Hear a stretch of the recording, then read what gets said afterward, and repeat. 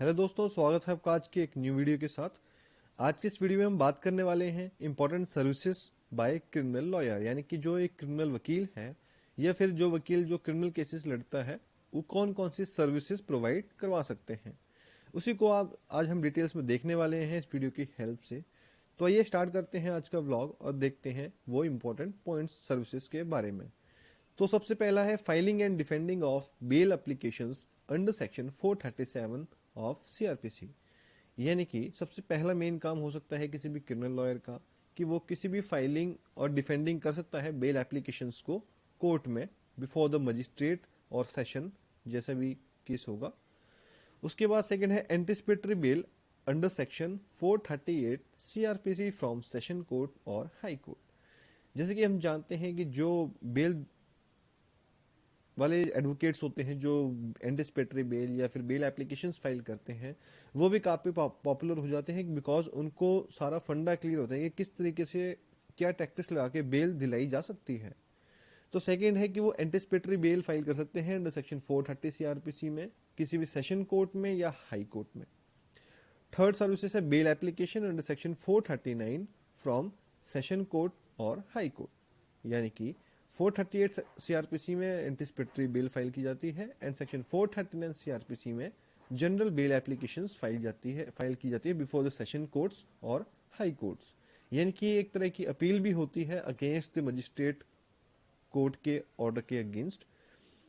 Fourth है criminal complaints before police before courts by expert and highly qualified Indian criminal law adviser. यानी कि कुछ criminal complaints भी file की जाती हैं, फिर वो चाहे पुलिस के पास हो या फिर किसी कोर्ट्स के पास कंप्लेंट फाइल की जानी है, जैसा भी केस होगा। और वो किन के द्वारा की जाती है? जो बहुत ज़्यादा हाई क्वालिफाइड क्रिमिनल लॉयर हो जाते हैं या उनको काफ़ी साल की प्रैक्टिस एक्सपीरियंस के अकॉर्डिंग उनको काफ़ी एक्सपीरियंस हो जाता है। उसके बाद नेक्स्ट पॉइंट है filing and defending of complaint cases under section 156(3) CrPC. जैसे कि हम जनरली जानते हैं कि जब भी किसी भी केस में अगर एफआईआर लॉन्च नहीं की जाती है या फिर डिले किया जाता है तो उस केस में मजिस्ट्रेट के पास हम जानते हैं कि 156(3) की एप्लीकेशन लगाकर कोर्ट से डायरेक्शन मांग सकते हैं कि वो एफआईआर को लॉन्च करने के लिए डायरेक्ट करे पुलिस अथॉरिटीज को ताकि एफआईआर लॉन्च की जाए। ये भी इंपॉर्टेंट सर्विस है। उसके बाद filing and defending and legal advice on all types of criminal defamation cases. जैसे क्रिमिनल डेफेमेशन केसेस भी होते रहते हैं generally day to day life में, तो उसके लिए फाइलिंग करना या फिर डिफेंड करना उन केसेस में, और साथ ही साथ उसमें लीगल एडवाइस भी देना, वो भी शामिल है। उसके बाद expert Indian lawyers for undertaking criminal trial of FIR matters complaint cases before criminal courts. इनका काफ़ी इंपॉर्टेंट रोल है बिकॉज जो इंडियन लॉयर्स होते हैं क्रिमिनल ट्रायल, देखो क्रिमिनल केसेस में काफ़ी इंपॉर्टेंट होता है कि किसी भी अगर एक्यूज की गवाही करानी है, कंप्लेनेंट का क्रॉस एग्जामिनेशन करवाना है, तो उस केसेस में एक क्रिमिनल टॉप लॉयर ही अच्छे से क्वेश्चंस पूछ के अपने केस को मजबूत कर सकता है और सामने वाले क्वेश्चन पार्टी से स्ट्रॉन्ग क्वेश्चन उनके सामने पुटअप करके उनका केस वीक कर सकता है। बिकॉज ट्रायल एक ऐसा स्टेज है जिसमें किसी भी केस की इंपॉर्टेंस सबसे ज़्यादा वही तभी से पता चलती है बिकॉज स्टार्टिंग और से लेकर जजमेंट पास होने तक का जो पूरा प्रोसीजर है उसमें ही उसको ट्रायल का ही कहा जाता है। Second is expert Indian criminal lawyer for filing and defending criminal appeals.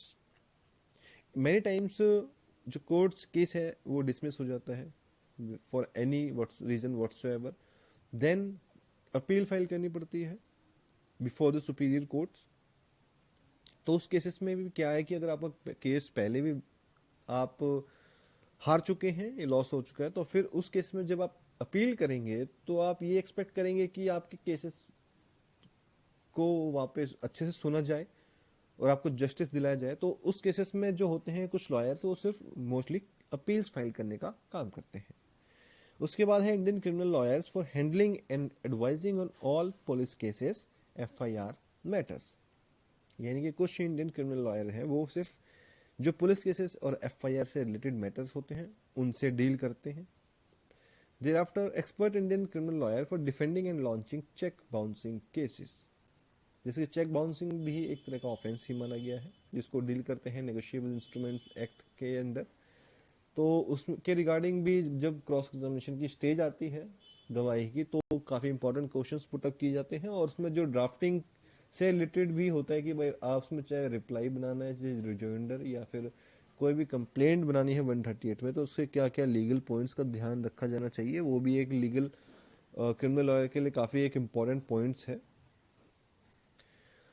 उसके बाद नेक्स्ट पॉइंट है highly qualified Indian criminal lawyer for handling and defending डोरी केसेस अंडर सेक्शन 498 आईपीसी। जैसे कि हम डे टू डे लाइफ में देखते हैं कि सेक्शन 498 के केसेस भी काफ़ी ज़्यादा आ रहे हैं, या फिर डोरी केसेस भी होते हैं, तो उनको डिफेंड करने के लिए भी एक हाईली क्वालिफाइड क्रिमिनल लॉयर की जरूरत होती है। उसके बाद है expert lawyers for handling and defending IPR, patent, trademark violation cases before criminal courts और एनफोर्समेंट अथॉरिटी। यानी कि एक्सपर्ट लॉयर्स की जरूरत होती है किन के लिए, किसी भी आईपीआर, पेटेंट, ट्रेडमार्क के रिगार्डिंग अगर कोई वायलेशन होता है बिफोर द क्रिमिनल कोर्ट्स, उसके लिए भी क्रिमिनल लॉयर की जरूरत होती है। उसके बाद experts for handling forex cases involving criminal law. Then Indian criminal lawyer for handling all types of economic offense cases related to cheating, forgery, criminal misappropriation of money and all related offenses. उसके बाद है Indian criminal lawyer for filing और defending of criminal writs before high court and supreme court. जैसे कि criminal writs file की जाती है before the high court and supreme court. उसके बाद criminal transfer petition before a supreme court of India for transfer of a criminal case.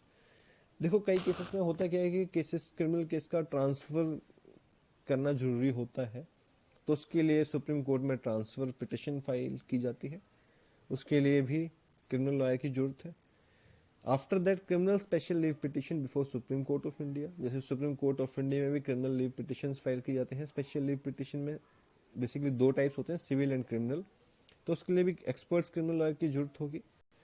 उसके बाद cyber and IT cases pertaining to hacking, domain disputes, internet law violations. जैसे कि आज के time पे हम देखते हैं कि सबसे ज़्यादा बढ़ गया है कि साइबर केसेस के रिगार्डिंग, तो उसके लिए भी क्रिमिनल लॉयर की रिक्वायरमेंट है। Then handling of all passports act, customs act, FEMA and forex matters which attract criminal prosecution. यानी कि जिसमें क्रिमिनल प्रोसिक्यूशंस अट्रैक्ट किए जाते हैं, चाहे फिर वो पासपोर्ट्स हो, कस्टम्स, फेमा या फॉरेक्स मैटर्स हो, उसमें भी क्रिमिनल लॉयर्स की काफ़ी नीड है। फिर उसके बाद specialised services of attorneys for launching and defending. Then solicitors for criminal process case, attorneys for criminal documentation. जैसे क्रिमिनल लॉ के डॉक्यूमेंटेशन भी होता है, वो किसी सेटलमेंट के रिगार्डिंग भी हो सकती है, तो उसके लिए भी काफ़ी इंपॉर्टेंट पॉइंट्स को ध्यान में रखा जाता है।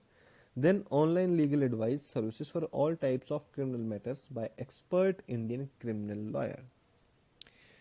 जैसे कि कभी कभार होता है कि चैम्बर प्रैक्टिस से भी, सिर्फ लीगल एडवाइस से भी जो होते हैं अपने चैम्बर से ही काम करते हैं एडवोकेट्स, तो उसके लिए भी लीगल एडवाइस की जरूरत होती है, जो कि जो एक क्रिमिनल लॉयर है वो अच्छे से बेटर एडवाइस कर सकता है अपने क्लाइंट्स को किसी भी क्रिमिनल इशू, उसका केस के रिगार्डिंग।